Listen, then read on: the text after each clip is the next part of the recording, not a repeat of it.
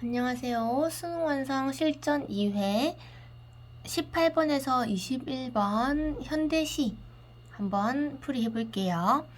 질문은 20번 하나가 들어왔는데 질문 말고도 문학, 특히 시 같은 경우에는 연계되는 확률이 좀 높아서 아예 설명을 한번 해볼게요.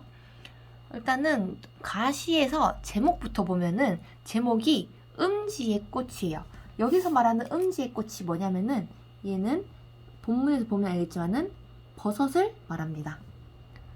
음지, 버섯이 이제 좀 이렇게 어두침침한 그런 곳에서 잘 자라니까. 자, 그래서 한번 본문을 보면은 우리는 썩어가는 참나무떼. 뭐야? 나, 우리 이런 거는 표면적으로 드러나는 화자를 말하죠. 그러면은 이 우리가 썩어가는 참나무 떼래. 화자가 지금 누구예요? 참나무 떼예요. 그러면은 참나무 떼는 화자. 근데 이 화자 참나무 떼를 우리라고 했으니까 이거는 표현상으로 의인법에 해당해요.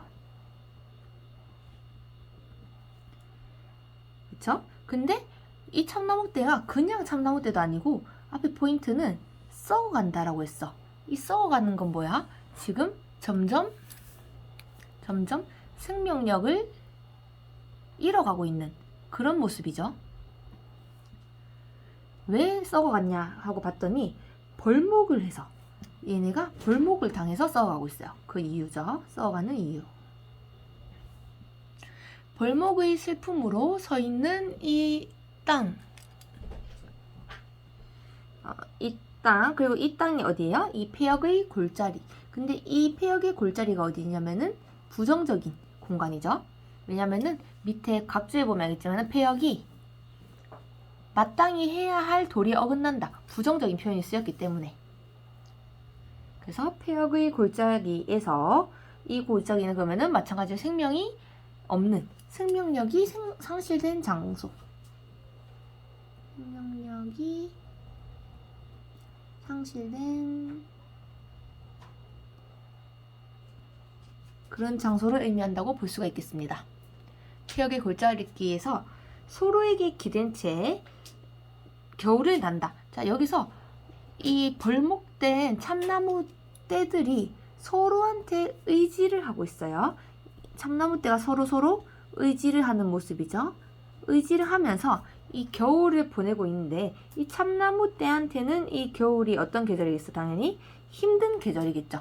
그래서 부정적인 상황이고 이 난다 보시면은 니은다. 니은은 현재형 시어죠. 그래서 현재형 어미를 통해서 현재형 어미 효과는 현장감. 이 일이 현재 일어나고 있는 것처럼 표현하는 거. 그런 거를 보여주고 있다라는 겁니다. 그리고 지금 이 참나무 떼들은 서로 의지를 하고 있기 때문에 동병상련 이런 처지에 있다라고 볼 수가 있고 이 참나무는 어쨌든 지금 썩어가고 있고 벌목이 당했죠. 그러니까 유한한 존재야. 그리고 지금 썩어가고 있기 때문에 슬픔, 고통 이런 걸 상징하는 애들이죠. 이 참나무 떼는요. 뒤에 이 참나무 떼가 결국 무엇을 위해서 벌목이 됐냐면은 버섯들을 위해서 벌목이 된 상황이거든요. 그래서 뒤에 나오는 버섯과 대조가 돼요. 그래서 오 버섯이요. 이 시어랑 이 참나무떼랑 대조가 될 겁니다. 뭐가 긍정이고 뭐가 부정이다 이런 건 없어요. 근데 참나무떼는 슬픔, 고통, 그리고 유한함 이런 거를 상징한다면은 슬픔, 고통, 유한함 이런 걸 상징한다면은 버섯은 그런 게 아니기 때문에 서로 대조가 된다라고 볼 수 있고 왜 이렇게 벌목이 됐냐라고 보면은 버섯을 재배하는 사진을 보면은 참나무를 이렇게 딱 잘라놓은 그 참나무 덩어리라 해야 되나? 그루들을 이렇게 서로 이렇게 이런 식으로 보이나요? 이런 식으로 해가지고 막 기대게 해놔요. 그리고 그 틈 사이로 이제 버섯 씨들이 들어가서 그 안에서 이제 버섯이 자라는 거거든요. 그 내용이 여기 들어있어요. 함께 썩어갈수록 바람은 더 높은 곳에서 우리를 흔들고, 여기서 중요한 게 일반적으로 이렇게 추운 상황에서 바람은요, 부정이죠. 이 시련에 더욱 고통스럽게 하는. 근데 여기서는 이 바람이 부정이 아니고 긍정적인 소재로 쓰였어요.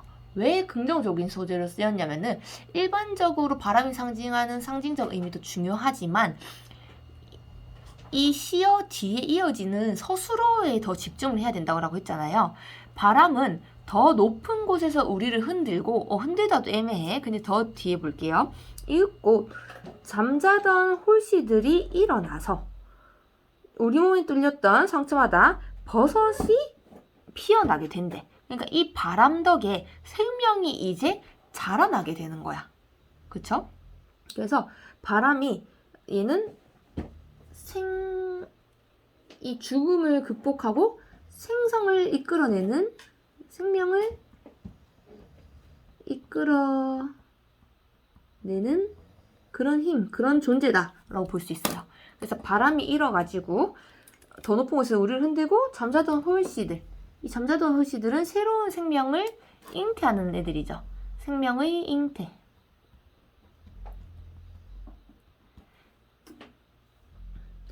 그래서 우리 몸에 뚫렸던 상처마다 버섯, 그리고 버섯이 참나무 때랑 대조되는 의미인 이유는요,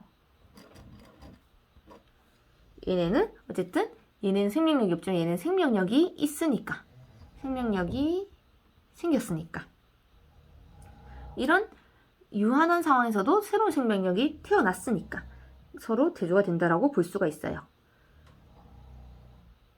그게 피어난다. 그러면 이거 두 개를 조합해보면요, 참나무대 안에서 버섯이 자란다. 즉 죽음을 극복하고 영원한 생명이 탄생한다. 뭐 이런 식으로 볼 수가 있어요. 그리고 황홀한 음지의 꽃. 황홀은 좋은 뜻인데 음지는 나쁜 뜻이죠. 그리고 또 꽃은 좋은 뜻이야. 그래서 여기에서 역설법이 쓰였다고 볼 수 있어요. 리을의 역설법.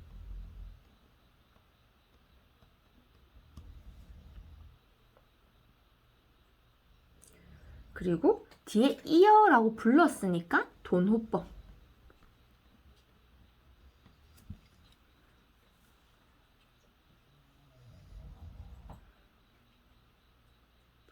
우리는 서서히 써가지만 너는 이때의 청자인 얘는 버섯이죠. 화자는 참나무대고요. 청자는 버섯이에요. 너는 소나기처럼, 소나기는 지금 뭘 비유한 거냐면은 버섯을 비유한 거죠. 후두둑 피어나, 음성 상징어도 쓰였고요. 그 고통을 순간에 멈추게 하는구나. 그래서 지금 생명이 피어나는 거를 되게 역동적으로 표현합니다. 또 오 버섯이요. 영탄법이 쓰이고 있어요. 일반적으로 영탄은 와 완전 시시다 이럴 수도 있지만은 시에서 영탄은 뭐예요? 대부분 감탄하고 예찬할 때 쓰이죠. 그래서 오 버섯이요. 산비탈에 구르는 낙엽으로도 골짜기를 떠도는 바람으로도, 지금 이 낙엽과 바람은 원래 참나무를 위로할 수 없는 존재죠. 근데 버섯한테는 도움이 되죠. 그렇기 때문에 버섯과 참나무가 한 번 더 대조적이라는 것을 알 수가 있고, 그리고 멀어도 이런 식으로 대꾸법이 쓰였다.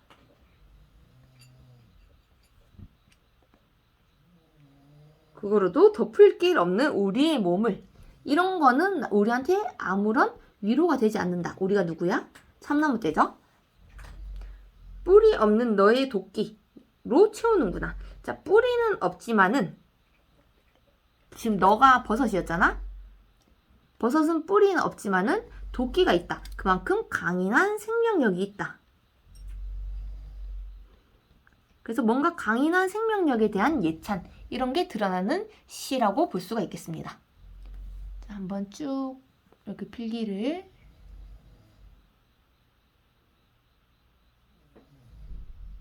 이렇게 보여줄게요. 자, 그리고 나시로 바로 넘어가겠습니다. 겨울바다에 가보았지. 겨울바다라는 시는 교과서에서도 아니면 다른 문제집에서도 몇 번 본 적이 있을 텐데 이 겨울바다의 의미가 나중에 바뀌어요. 처음 1연과 마지막 8연에서 어떻게 바뀌었는지 볼게요. 앞서 1연에서 나오는 겨울바다는요.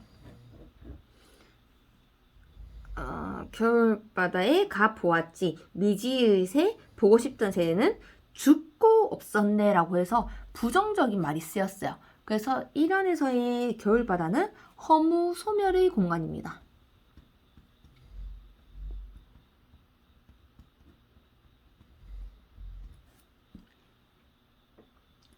자, 그래서 이 부분은 8연의 겨울바다, 여기 8연에 나오는 이 겨울바다랑 대조가 돼요. 이 1연과 8연의 겨울바다가 대조가 된다 라는 거, 이렇게 이 두 개가 대조가 돼요.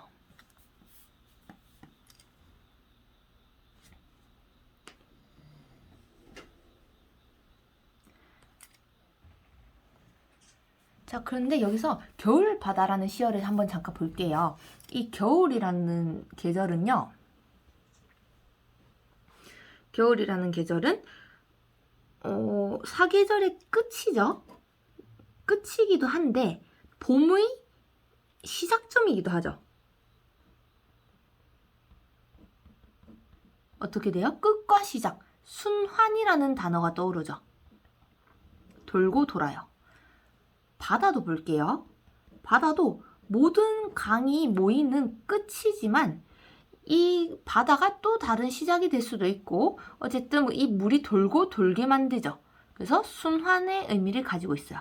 그래서 그런 순환의 의미를 가지고 있는 시어를 두 개를 표현하고 있다. 그래서 죽음과 생성, 절망과 희망, 상실과 획득, 이별과 만남 이런 식으로 둘 다 복합적 의미를 가진 시어들이다. 그렇게 볼 수가 있겠습니다. 자, 그곳에 다시 돌아와서 겨울바다에 가보았지. 지금 말투가 슬픈데, 딱 봐도 내용이 슬픈데 보았지, 뭐뭐 했지, 죽고 없었네. 되게 말투는요, 감정이 절제되어 있어요. 왜 감정을 절제하냐면요, 뒤에 내용 보면 알겠지만 성찰적 자세를 취하기 위함이에요. 그래서 이런 말투까지도 잡아내주면 좋을 것 같고, 그리고 보았지, 뭐뭐 했지, 앞에서 가와 다르게 여기 나에서는 과거형 시제죠. 주로 성찰을 할 때는 과거 시제를 많이 씁니다.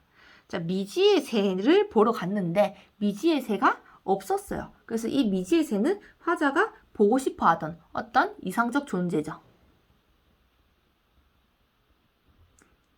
이상적 존재인 미지의 새를 보고 싶었는데 이 보고 싶던 새들은 마찬가지로 같은 말이죠. 미지의 새, 보고 싶던 새, 죽고 없었어요. 그래서 이 소망이 소멸하고 허무하고 계속 이 허무의 감정이 이어지고 있습니다.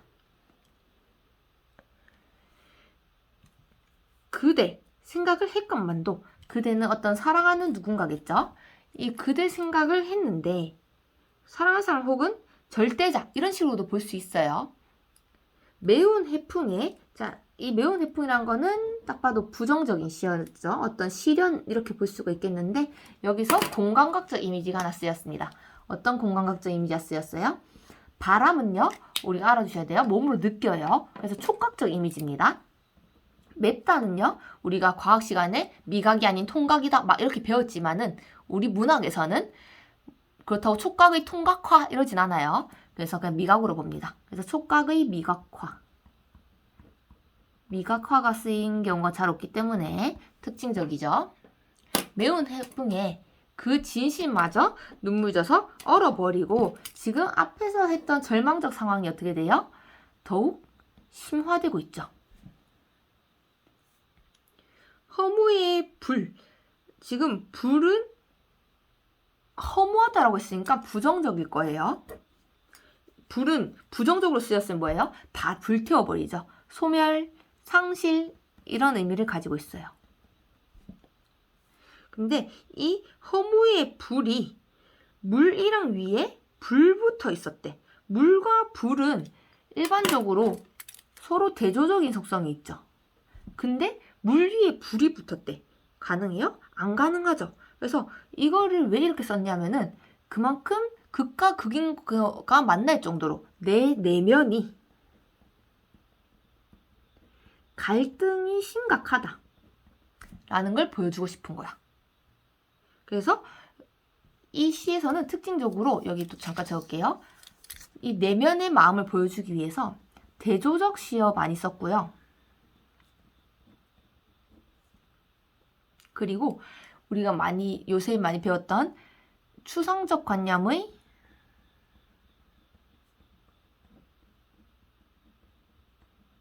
구체적 형상화.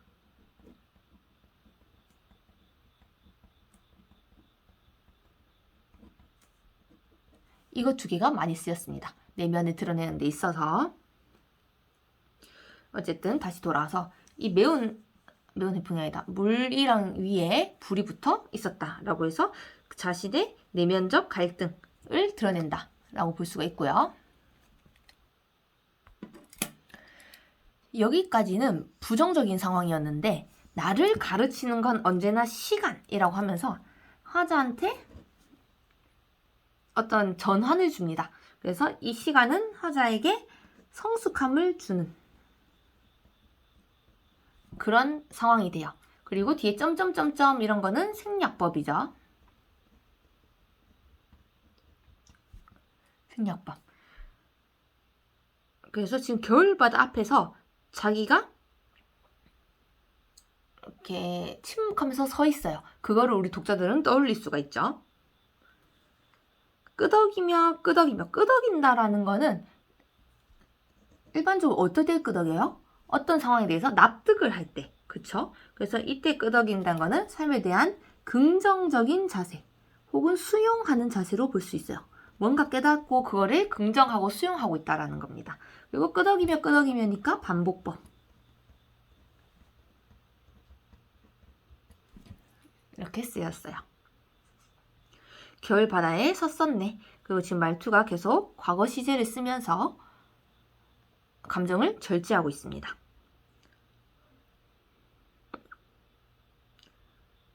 남은 날은 적지만 딱 봐도 내가 살 날이 얼마 안 남았다. 어떤 삶의 유한성을 얘기하죠.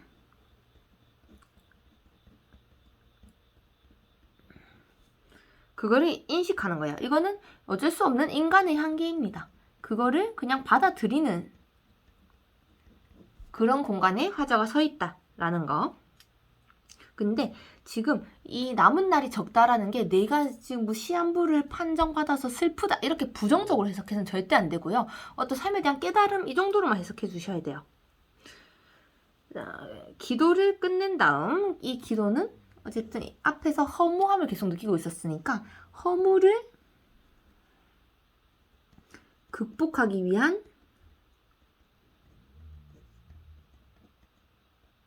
노력이에요. 인간이 한계를 가지고 있더라도 삶의 유한성이 있더라도 나는 내가 지금 느끼고 있는 허무를 극복하기 위해서 기도를 하겠다. 그리고 기도를 끝낸 다음에 더욱 뜨거운 기도의 문이 열리는 겁나 기도하는 거지. 그런 영혼을 갖게 하소서. 자, 지금 어떤 절대자한테 자기가 바라는 거를 바라고 있고 어떤 성찰적 태도도 지니고 있고 구도적 태도.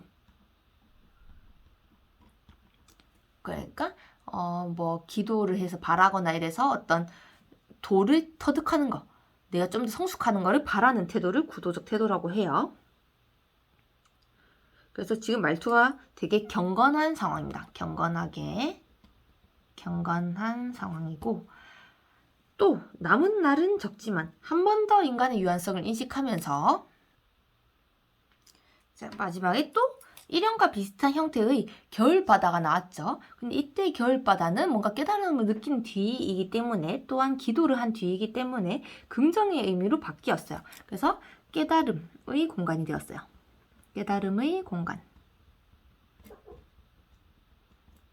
그래서 여기서 중요한 거는 공간의 의미가 변화했다라는 거.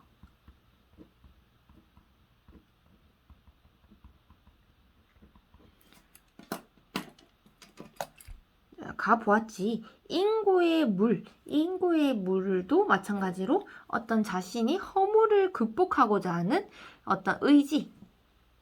인고의 물이란 거는 의지라고 볼 수 있겠네요. 이 인고의 물이 수심 속에 기둥을 이루고 있었다. 지금 물 속에 의지적 태도가 너무 단단해져서 기둥을 이루고 있었대. 그러면 이때 이런 기둥, 물기둥 같은 거 있죠? 이런 것도 마찬가지로 의지를 시각적으로 형상화하고 있는 거예요. 이런 게 다 뭐예요? 아까 했던 추상적 관념의 구체적 형상화. 이런 거라고 보시면 되겠습니다. 그리고 인고의 물 같은 경우에는요, 굳이 다른 곳에서 다른 년에 나오는 시어랑 대조를 찾자면은 저기 3년에 나왔던 허무의 불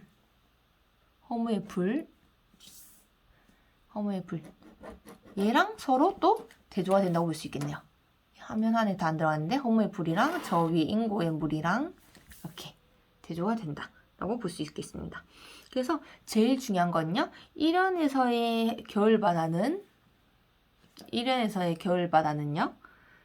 소멸의 공간이었고, 이런 일연의 과정들을 겪고 나서 8연에서의 겨울바다는요, 깨달음의 공간, 인고의 공간이 되었다라는 거. 이렇게 보시면 되겠고, 문제 한번 풀어볼게요. 자, 20번에서 A에 대한 이해로 적절하지 않은 것입니다. A는 특정 공간에서 화자가 보길 원했던 대상이 처한 상황을 드러내고 있다고 했는데, A 보시면은 특정 공간인 겨울 바다에서 화자가 보길 원했던 미지의 새, 근데 그거를 결국에는 보지 못하는 그런 상황을 드러낸다라고 할 수가 있겠죠. 그래서 얘는 맞아요. 특정 공간은 겨울 바다에서 화자가 보길 원했던 대상 미지의 새의 이상적인 존재라 했죠. 그거를 처한 상황, 죽고 없었다. 그런 상황을 드러낸다라고 볼 수 있겠죠. 자, B. A에서부터 이어지는, 지금 이 선지를 보시면요, A에서부터 이어지는 B의 상황에서 이어지는 뭐 C의 태도를 심화하고 A랑 유사한 상황, 그리고 지금 B 앞에 나오는 A는 당연히 B로 이어지겠죠. 또 C도 당연히 B를 받아서 이어질 거예요. 그러니까 이 앞에 이어진다 이런 거에는 너무 초점을 두지 않으셔도 돼요. 이 뒤에 나오는 내용에 집중을 하셔서 부정적인 현실에 대한 인식을 새로운 시적 대상, 1연에 나오지 않는 새로운 대상이 2연에서 나왔죠. 뭐예요? 그대랑 연관을 짓고 있다. 그리고 A 부분은 부정적이었으니까 이것도 맞는 내용입니다. 3번 C. B의 상황에서 화자한테 깨달음을 준 대상이 무엇인지. 나를 뭐 가르치는 건 언제나 시간이라고 되어 있었죠. C에서 나를 가르친 거는 언제나 시간. 내가 이 상황을 극복할 수 있게 해주는 거. 그래서 여기서 화자에게 깨달음을 준 대상은 시간이 될 것이고, 자신의 상황을 받아들이는 태도, 어떻게 받아들여요? 끄덕이며. 그쵸? 그래서 얘도 맞아요. 5번 이 마지막 부분이죠. A랑 유사한 상황을 그리면서도 A와는 달리 대조적으로 겨울바다의 의미가 표현되었죠. 그래서 5번도 맞습니다. 답이 4번인데요. C의 태도를 심화하면서 반복된 행동을 통해 삶의 유한성을 극복한다 라고 했습니다. D부분 볼게요. 남은 날은 적지만 삶의 유한성이 드러나긴 드러나요. 근데 기도를 끝낸 다음 더욱 뜨거운 기도의 문이 열리는 그런 영혼을 갖게 하소서라고 있죠. 물론 이 사람은 기도를 계속 하겠지. 자기가 뭐 원하는 깨달음에 이르기까지. 그렇지만 이 부분에서 태도를 심오하면서는 맞는데 반복된 행동이 딱히 드러나지 않고요. 또 삶의 유한성을 인식하긴 했지만은 이 삶의 유한성을 극복하기 위해서 기도하는 게 아니에요. 내가 남은 날이 적은데 많게 해주세요. 이렇게 기도하는 상황이 아니죠. 어떻게? 나의 허무함을, 삶의 허물을 극복하는 거예요. 이렇게. 그래서 무엇을 극복하고 싶은지 이 목적어를 잘 구분해 주셔야 됩니다.